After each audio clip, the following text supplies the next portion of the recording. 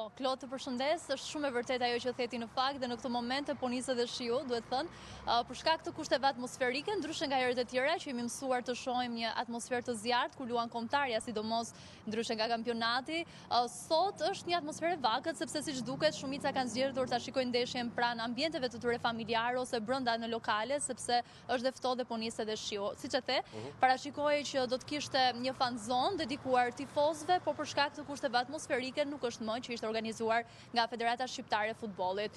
Ndaj atmosfera është e qetë, por duhet thënë që jemi ende një orë edhe më shumë në fakt nga nisja e ndeshjes, kështu që ndoshta do ketë edhe më shumë atmosferë në vijim. E qartë, të pëlqeu informacioni Anila apo jo? Ke pasur kohë ta shohësh besoj.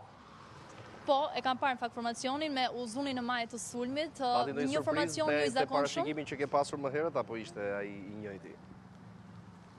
Po, kisha një surprizë që do ta them në vazhdim. Uzuni në majë të sulmit, besoj një ndër lojtarët i cili sapo ka nisur në fakt aktivizohet edhe te kampionati në SBA dhe deri tani në 5 ndeshje ka shënuar edhe një gol, kështu që do dëshiroja shumë që Uzuni të arrinte të shënonte në këtë ndeshje, teksa më pas Hoxha, Laçi, Bajrami, po ashtu që do të jenë në mbrojtje, Shehu në mes fush bashkë me Aslanin, Mitaj, Ajeti, Gjimshiti, Hysaj në mbrojtje dhe Strakosha që është në port, që vlen për të theksuar që e kemi në formë shumë të mirë.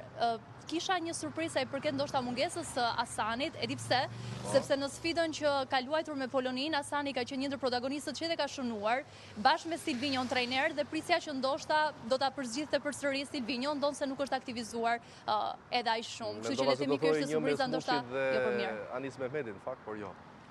Prit, kjo ishte surpriza jo për mirë, ndërsa surpriza që e kam pritur, do me thënë, ishte pa dyshim Muçi dhe Mehmeti, po besoj që trajneri do i ruaj në momentet më vendimtare për t'i dhënë edhe ndoshta një shtys grupit drejt fitores.